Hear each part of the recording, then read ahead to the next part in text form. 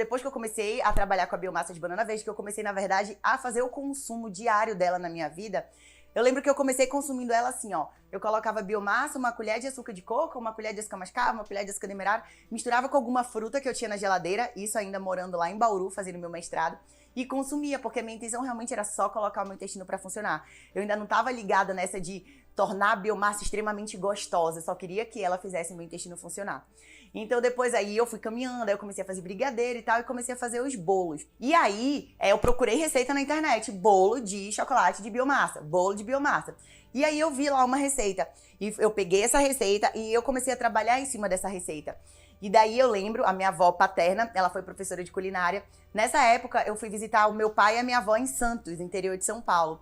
E aí eu falei pra minha avó tudo que estava acontecendo da biomassa, minha avó, amante da culinária até hoje. Ela, se eu disse assim, vó, tô desejando aquele estrogonofe que tu faz, ela vai pra cozinha meia-noite. E eu me vejo muito assim, né, igualzinha a ela. Então as pessoas chegam assim pra mim e falam, nossa, mas tu não cansa? Eu falo, cara, eu amo. E se tiver alguém que eu amo ali do lado, querendo que eu faça algo, né, que eu sei fazer, a gente parece assim que tem uma disposição que não tem fim, porque a gente ama fazer aquilo ali, entendeu? E eu não entendia minha avó com aquela disposição, hoje em dia eu entendo.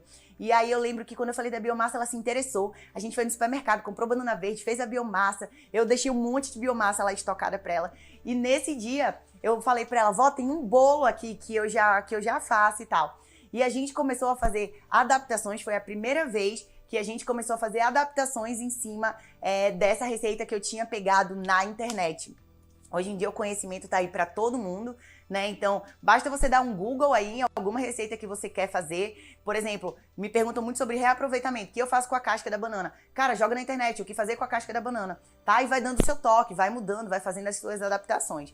E aí eu lembro que eu comecei a fazer com a minha avó, e tem a fotinha desse bolo aqui, tem a fotinha com a minha avó também, que eu falei pra vocês que ela tá feia, porque a gente botou um monte de brigadeiro na boca, mas eu vou compartilhar. E foi a partir daí que o bolo de biomassa começou a nascer, né? Que ele começou a ser criado, que ele começou a ser feito por mim, com o toque da minha avó. Então isso pra mim não tem preço, tem um valor inestimável. Eu comecei a fazer esse bolo pro meu consumo próprio. Então eu já não tava mais comendo só a biomassa com um açuquinha ali e uma fruta. Eu comecei a ficar mais exigente, eu comecei a querer comer a biomassa através de brigadeiro, de bolo e tal. E eu comecei a compartilhar isso, essa evolução nas minhas redes sociais. E foi quando as pessoas falavam assim, mas como que uma coisa feita da banana verde, é uma massa feita da banana verde, tem gosto de banana, eu não gosto de banana. Eu, cara, não tem gosto de banana. Minha própria família, minha mãe, né? Não é possível, isso não é gostoso, Samanta, não adianta, lá vem tu com as tuas coisas. Minha mãe brinca, não sei se esse ditado é conhecido aí Brasil afora, mas a minha mãe fala assim, que se disserem pra mim que eu tenho que mamar nas tetas da onça porque faz bem, eu vou lá e faço. Porque é bem assim, não tem mimimi não. Se disser que vai fazer bem pra mim, eu vou lá e faço. Mas enfim, eu disse, mãe, não. É gostoso de verdade, acredita em mim. E aí, eu sei que despertou a curiosidade da minha família e dos meus amigos. Então, uma vez que eu vim pra Manaus, eu falei pro Arthur, meu namorado, eu falei, amor, eu tô pensando em pegar umas encomendas de bolo. Vamos lá, tipo, eu já quero fazer uma renda extra mesmo. Vou aproveitar essas férias, fazer uma renda extra e ainda vou fazer com que outras pessoas conheçam a biomassa e tirem da cabeça essa ideia de que uma coisa feita a partir da banana verde tem gosto de banana e ainda que não tem como ser gostoso. Então eu quero mostrar que não tem gosto de banana, que é gostoso e fazer uma renda extra. Bora!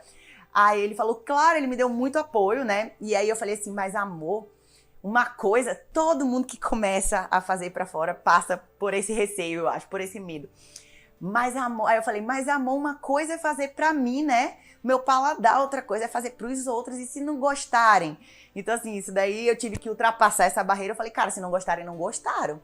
Mas eu vou fazer, não vou ficar presa aqui por esse medo de, não vão gostar, né? E aí eu comecei. Gente, e aí veio a história de que num final de semana, quando eu anunciei uma semana antes que eu iria pegar essa encomenda de 25 a 30, e aí passou disso no primeiro final de semana. Eu sei que entre uma sexta e um sábado eu tive que entregar 30 bolos.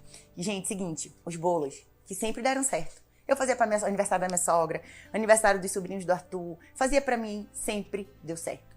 Quando eu peguei essa encomenda, cara, isso é muito louco, os bolos começaram a murchar, a grudar na forma. Foi daí que surgiu, inclusive, o crocantinho, que é um produto que eu comercializo hoje, que todo mundo sabe que nasceu de um erro de bolo, mas foi desesperador, porque eu deixava tudo porcionado, tudo organizado, para eu conseguir ter um correto controle do meu estoque. Eu batia o olho e falava assim, eu consigo fazer X bolos, porque eu já deixava tudo muito bem organizado para otimizar meu processo, para que o tempo que eu ficasse ali na cozinha, eu fiquei por muito tempo sozinha na cozinha, então o tempo que eu tava ali, ele tinha que render, né? Então eu sempre vi formas de otimizar o meu processo. Então ficava tudo muito bem organizado e eu tinha o material suficiente para cumprir com aquelas encomendas, para entregar todas elas. Só que, gente, começou a dar errado um atrás do outro.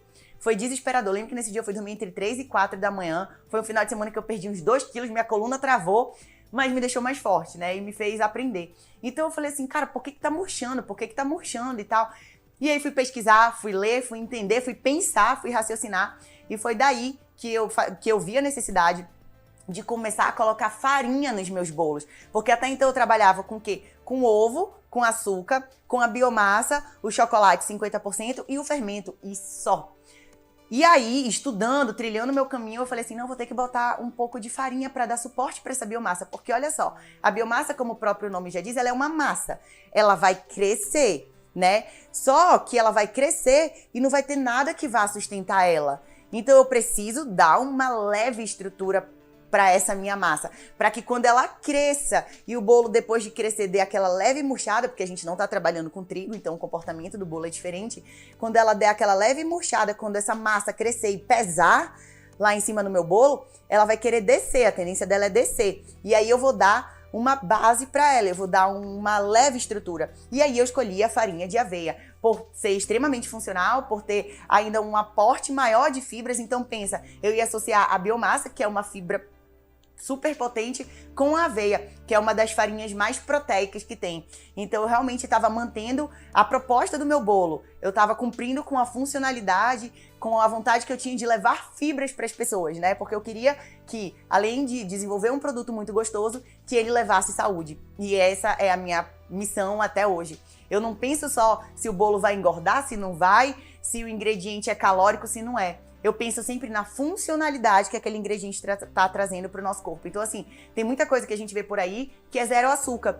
Quando você vai ver no rótulo, beleza, é zero açúcar, mas tem coisa muito pior que o açúcar lá dentro, né? O rótulo é sem fim, tem inúmeras coisas, inúmeros ingredientes potencialmente negativos para o nosso organismo que estão ali mascarados para compensar a falta do açúcar. Então, eu realmente me atenho, o meu foco é levar saúde. Não é levar esse radicalismo, né? Eu sempre falo isso aqui pra vocês. Então, hoje em dia, o nosso bolo de chocolate, depois de muitos e muitos erros, depois de muitos bolos que viraram torrada de bolo, crocantinho, a gente começou a trabalhar com a farinha de aveia no bolo. E a partir daí, essa se tornou a nossa receita. Então, foi um processo que eu vi uma receita na internet, levei para minha avó paterna, a gente fez a primeira alteração juntas, o bolo deu muito certo. E aí depois ele começou a dar muito errado do nada, na culinária é assim. Às vezes uma coisa dá sempre errado, um dia ela dá certo, às vezes dá sempre certo, um dia dá errado, né? E assim a gente vai lidando, é um eterno construir e desconstruir de receita, é uma curva de aprendizado eterna, você nunca vai saber de tudo, você sempre vai aprender uma nova maneira de fazer aquilo ali que você já fazia há muito tempo. E é assim que é.